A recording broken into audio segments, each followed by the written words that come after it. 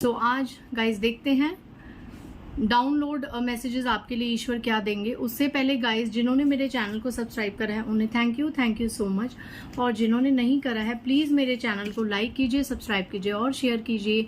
Personal reading का number है 8595327883 और मेरे पर्सनल रीडिंग के चार्जेस है 1000 रुपीज़ एनी 3 क्वेश्चंस। गाइस आप व्हाट्सएप करके अपना स्लॉट बुक करवा सकते हैं, प्लीज़ कॉल मत कीजिएगा, कॉल कोई नहीं उठाएगा। सो चलिए, अपने प्यारे ब्लेसिंग्स के लिए, कमेंट्स के लिए, सुपर थैंक्स के लिए thank you each one of you, thank you so much. ठीक है, टाइमलेस रीडिंग होगी गाइस।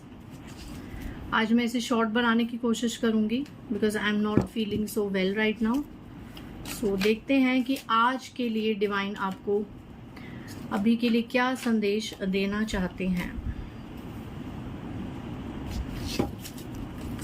6-7 कार्ड्स ही लेंगे, ज़्यादा नहीं लेंगे, and then I will try to explain to you. जय माता दी।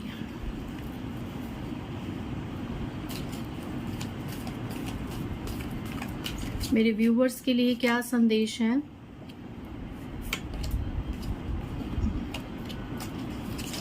New messages.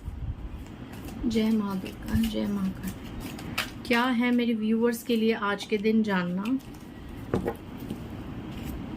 Okay so guys, सबसे पहला कार्ड जो यहाँ पे आया है वो ये है। आप इसको जूम करके मिरर में देख सकते हैं।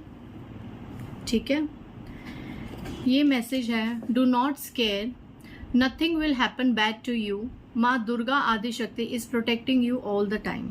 तो यहाँ पे कुछ लोगों को माँ आदि शक्ति, माँ दुर्गा का ये संदेश आया है कि आप कुछ भी अपने लिए बुरा मत सोचिए या बुरा मैनिफेस्ट मत कीजिए।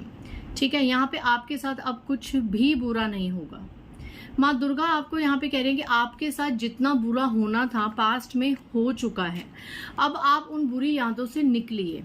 अगर आप अभी भी उन बुरी यादों को, अपने पास्ट को, अपने बीते हुए कल को याद करते रहेंगे कि मेरे साथ ऐसे किया था, मुझे ऐसे कहा गया था, मेरे को ये बोला गया था और ऐसी ऐसी चीज़ें मेरे साथ हुई थी, अगर आप अपनी पास्ट लाइफ को बार बार सोचेंगे तो वो मैनिफेस्ट हो जाएगी। और यहाँ पे माँ दुर्गा आदि शक्ति किसी को ये कंफर्मेशन, श्योरिटी दिला रही हैं कि आपका पास्ट है जो वो पास्ट ही है, अब आपका हिस्ट्री रिपीट नहीं होगी।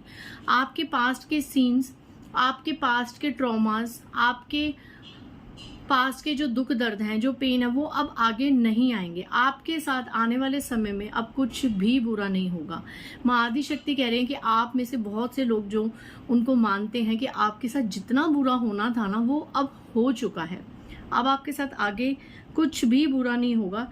She is protecting you all the time, वो आपकी हमेशा हर मोड़ पर रक्षा कर रही हैं। शायद ये मैसेज किसी के लिए आज बहुत ज़रूरी था।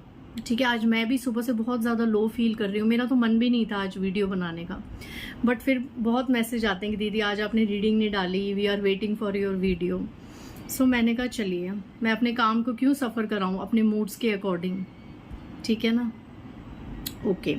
सो किसी के लिए माँ आदि शक्ति आज आई हैं और उन्होंने एक बहुत ब्यूटीफुल संदेश दिया है कि आप डरिए मत, आप घबराइए मत, आपके साथ जितना बुरा होना था वो हो चुका है। ठीक है, नेक्स्ट मैसेज किसी के लिए यहाँ पे आया है, आप देख लीजिए।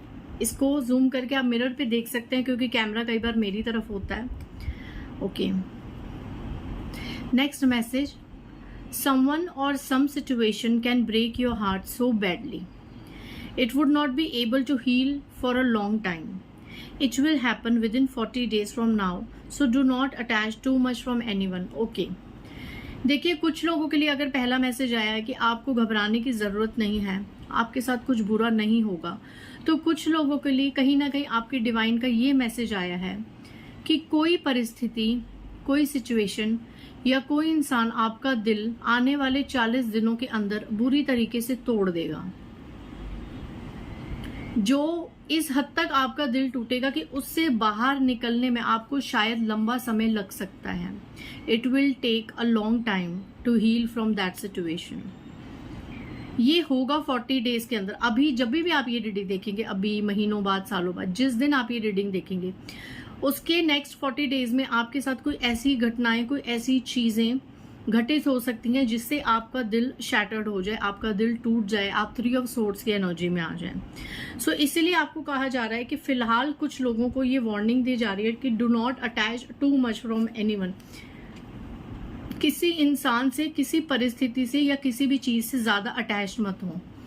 और अगर मैं पर्सनल लेवल पे ये गाइडेंस दूं तो सच में गाइज अटैच मत होइए। किसी से अटैचमेंट होइए। अटैचमेंट, ये जो मोह है ना, ये जो किसी से एक्सपेक्टेशन है, किसी से उम्मीद करना है, ये सबसे ज्यादा आपके दुखों का कारण है। अगर किसी से उम्मीद करनी है तो ईश्वर से करिए और उसके बाद खुद पर कीजिए, खुद से उम्मीद कीजिए, ठीक है। सो ये चीज किसी के साथ आने वाले 40 दिनों के अंदर घटित हो सकती है। अगर हो तो please let me know in the comment section. कुछ लोगों के लिए यहाँ पे मैसेज आया है, your partners ego is getting in the way of your relationship. It seems that it is a one-side efforts or one-sided love story. It's a time when you should think about your self-respect. Okay. So किसी के लिए यहाँ पे बहुत ही strong message उनकी दिव्य शक्ति द्वारा दिया जा रहा है कि आपका जो रिलेशनशिप है ना, आप चाहे हस्बैंड वाइफ हैं या आप कोई भी रिलेशनशिप में हो सकते हैं, लवर्स की एनर्जी में, बच्चे, पेरेंट्स, जो भी, ज्यादातर ये कपल्स, मैरिड कपल्स के लिए ही आया है मैसेज स्ट्रॉन्ग कि आपके जो लाइफ पार्टनर है, उनका जो ईगो है, उनका जो अहंकार है, उनका घमंड आपके रिश्तों के बीच में कहीं ना कहीं बहुत ज्यादा रोल प्ले कर रहा है। ऐसा लग रहा है कि ये वन साइड एफर्ट ही है। आप यहाँ पे, चाहे आप हस्बैंड है या वाइफ है, आप अपने लाइफ पार्टनर की नजरों में अच्छा बनने के लिए, उनसे अपनी वैल्यू करवाने के लिए बहुत ज्यादा सेल्फ एक वन साइड एफर्ट कर रहे हैं। ये इक्वल गिव एंड टेक वाला रिलेशनशिप नहीं है, ये किसी के लिए एनर्जी आ रही है। वन साइडेड लव स्टोरी है, वन साइड ही एफर्ट है कि आप ही आप मनाए जा रहे हैं, आप ही आप पूछे जा रहे हैं, आप ही आप इस रिश्ते को आगे बढ़ाने के लिए मैनिफेस्ट करे जा रहे हैं और एफर्ट्स किए जा रहे हैं। अब समय आ गया है, आपकी डिवाइन शक्ति जिनसे भी आप जुड़े हैं, they are trying to tell you that it's a time when you should think about your self respect. क्योंकि ऐसा लग रहा है कि इस रिश्ते को संभालने के चक्कर में, इस रिश्ते को आगे बढ़ाने के चक्कर में आप कहीं ना कहीं अपना आत्मसम्मान खो रहे हैं, आप नीचे गिरते जा रहे हैं। आप किसी के लिए इतने ज्यादा अवेलेबल हैं कि सामने आपकी इतनी डीवैल्यू करे जा रहा है वो इंसान, बट स्टिल आप उसको पूछे जा रहे हैं।